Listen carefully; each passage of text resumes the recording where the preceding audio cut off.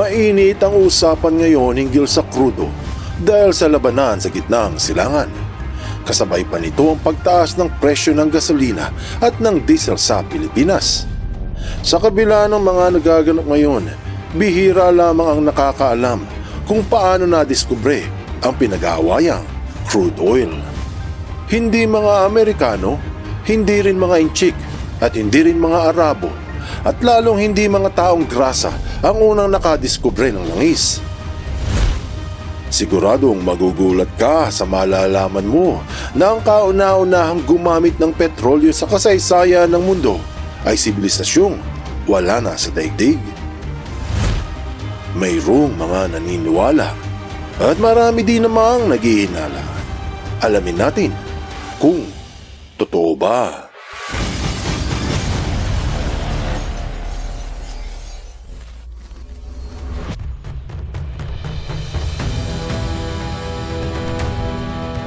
Dahil sa mga nagaganap ngayon, marami ang nagiging curious kung sino ba talaga ang unang nakadiskubre sa pinag-aawayang crude oil. Iba-iba kasi ang hinala na naglalabasan. Katulad na lang ng pagdating ng mga taga-Europa sa gitnang silangan na tinuturing na nakadiskubre nito. May mga nagsasabi na mga Arabo ang tunay na unang gumamit ng langis. Meron namang nagkakalat na mga Inchik raw ang talagang naunang gumamit ng langis. Pero kung sasaliksikin ang kasaysayan, iisang sagot lamang ang mapagtatanto. Kailasa marami na hindi sa ilalim ng lupa na diskubre ang krudo.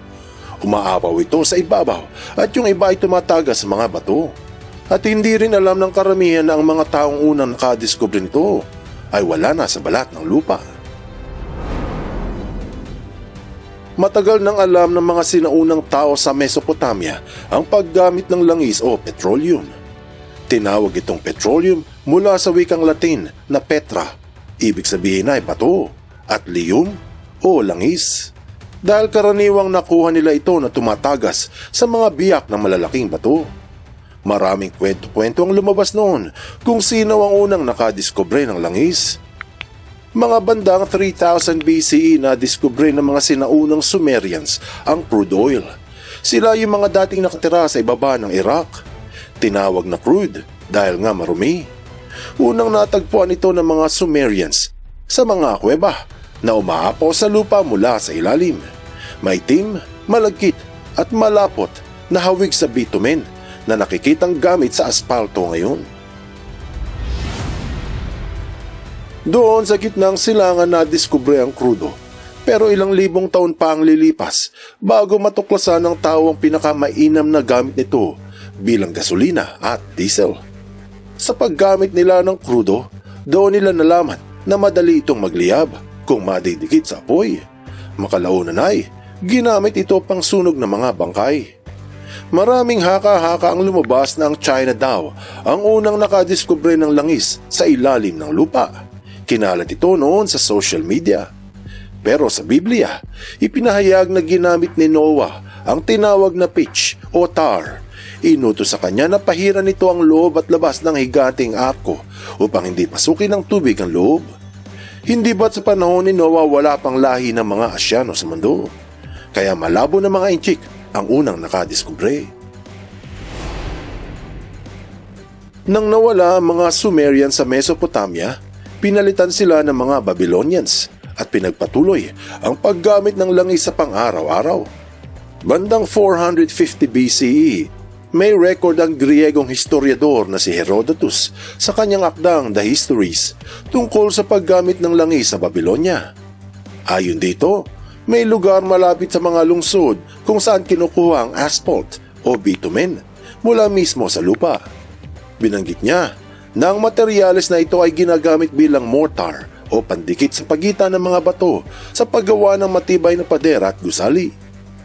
Dahil sa sobrang dami ng langis noon, hindi na kailangan ng mga komplikadong proseso para makuha dahil kusa itong lumalabas sa ibabaw. May pagkakataon na sobra-sobrang pag-aapaw nito at nagiging parang isang lawa ng langis. Noong una, ang pagkuha ng natural na langis o petroleum ay ginagawa sa simpleng paraan lang. Hinahanap nila ang mga lugar kung saan may tumatagas o lumalabas ang maitim at malagkit na likido. Kung hindi sa lupa ay mula sa bato, minsan sa tubig. Kapag nakita na, mano-mano nilang sinusuksok o binubungkal gamit ang kahoy o anumang metal na panghukay para masalok yung langis. Kung ito naman ay tumutulo mula sa malalaking bato, ito ay sinasala. Binanggit ito ng Northern Energy sa kanilang kasaysayan ng langis. Sinabi na ang krudong langis ay naiipon sa ibabaw ng mga lawa at maliliit na imbaka ng tubig kung saan maaari itong salukin. Nilalagay nila ito sa mga sisidlan tulad ng clay pots o balat ng hayop para madala. Kung masyadong malapot, pinapainit nila ito sa apoy para lumambot at mas madaling gamitin. Merong mga ulat hinggil sa China na noong mga 447 BCE, nagkaroon sila ng paghuhukay gamit ay mga kawayan. Ganon din sa sinaunang Gresya na sinundan naman ng Roma. Pero kaila sa marami na sa Pilipinas dumating ang mga produktong may kaugnay sa langis tulad ng kerosene sa pamamagitan ng kalakalan sa galleon trade. Ito yung panahon ng pananakop ng mga Kastila. Pero limitado pa ang paggamit noon, kadalasan para sa mga ilaw at lampara lamang. Pero paglipas ng ilang daang taon, mga 19th century o taong 1800s, tsaka lang nagsimula ang mga commercial oil drilling. Komersyal ang tawag dahil ang layunin ay gamitin ang makukuhang langis para sa mga makinarya at pabrika. Hindi tulad noon, gamit lang sa pang-araw-araw. Dito nagbago ang landas ng kasaysayan.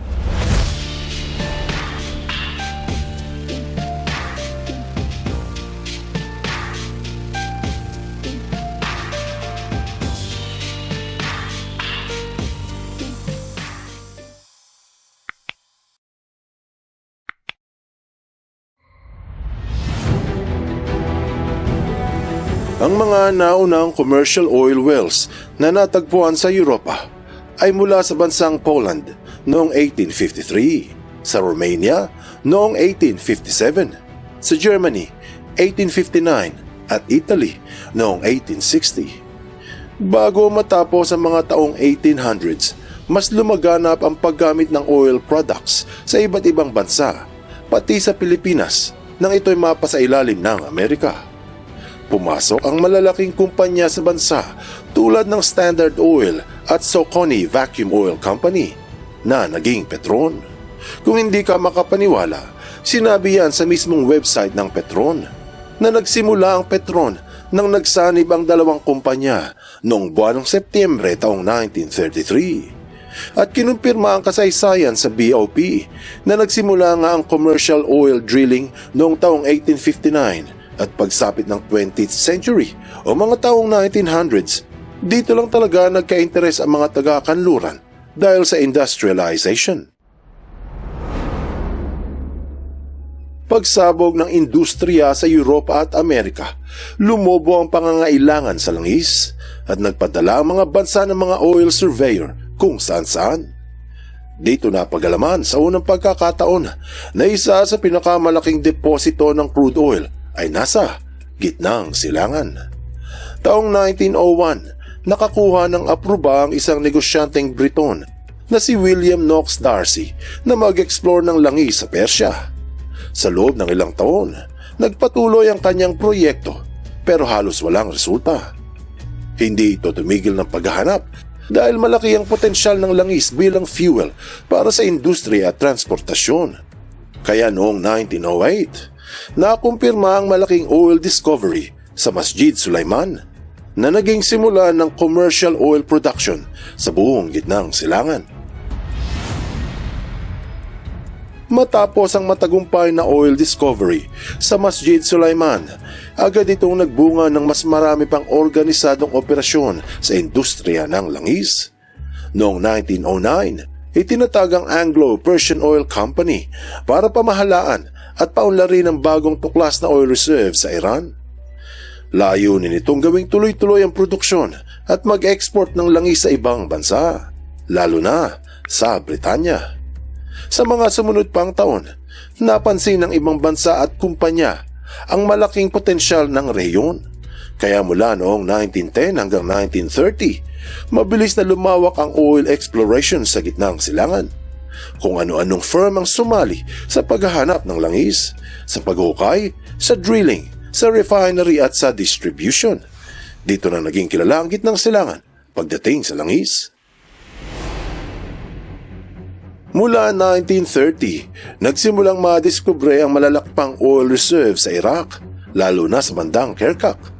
Dahil dito naging isa ito sa mga unang lugar sa Middle East na nagkaroon ng malakihang oil production na pinagawa ng mga taga-kanluran. Kasabay din nito, patuloy ang eksplorasyon sa ibang rehiyon ng Iraq. Noong 1938, isang malaking breakthrough ang nangyari sa Saudi Arabia nang matagpuan ang malaking balon ng langis sa Daman oil field.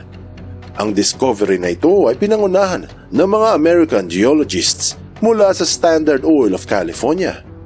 Sa una, maraming beses na pumalya ang pagbabarena, pero hindi sila sumuko hanggang sa tuluyang makahanap ng sapat na langis para maging commercially viable. Dito unti-unting nakilala ang Saudi pagdating sa crude oil. Noong mga taong 2000, malaki na ang naging puhunan sa oil exploration sa Middle East, lalo na sa mga bansang tulad ng Saudi Arabia, Iran at United Arab Emirates. Tinatayang umaabot sa $30 billion hanggang $50 billion kada taon ang kabuuang investment sa exploration at development ng oil field sa buong rehiyon. Kasama rito ang gasto sa seismic surveys, pagbabarena, kagamitan at pagdevelop ng infrastructure tulad ng pipelines at refineries. Sa panahong ito, mataas ang demand ng langis sa buong mundo, kaya patuloy ang pagpasok ng puhunan mula sa mga national oil companies at international firms. Dahil sa laki ng halaga, naging isa ang Middle East sa pinakamahalagang sentro ng energy investment sa buong mundo. At patuloy itong umaapekto sa global economy at presyo ng gasolina. Kung susumahin, ang konsumo ng langis sa buong mundo ay napakalaki. Tuloy-tuloy na tumataas ang presyo dahil sa demand sa transportasyon, sa industriya at sa kuryente. Nasa humigit kumulang 75 milyong barrels kada araw ang global oil consumption.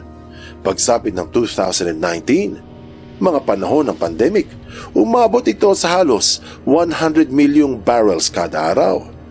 Kahit bumaba ng kaunti noong 2020 dahil sa mga lockdowns, mabilis din itong nakabawi sa mga sumunod na taon.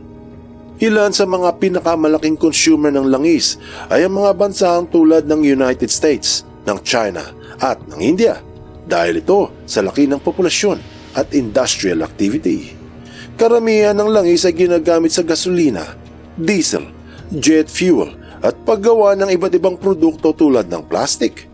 Malaki ang epekto ng oil consumption sa buhay ng taong bayan. Anong aral ang mapupulot dito? Ang pagkakadiskubre sa krudo ay isa sa mahalagang kaganapan sa buhay ng tao. Hindi lamang naging bahagi ito sa ating pang-araw-araw. Nakaapekto din ito sa pag-unlad ng mga nagdaang henerasyon at sa kasalukuyan. Nagdulot ito ng maraming kaguluhan na ngayon ay matutunghayan sa gitna ng silangan. Bagamat hindi mga Amerikano o mga Inchik o mga Arabo ang unang nakadiskubre ng langis, ang ating naman ng kaalaman mula sa mga Sumerians ay nakaukit na sa ating kasaysayan. Kaya ang aral dito ay, ang mana ay parang punla. Kung aalagaan, lalago. Kung pababayaan, mawawala. Buksan mo ang iyong isip at hayaang lumalim pa ng lubusan ng iyong pangunawa sa mga kasaysayang kapupulutan ng maraming aral. Tandaan, katotohanan ng susi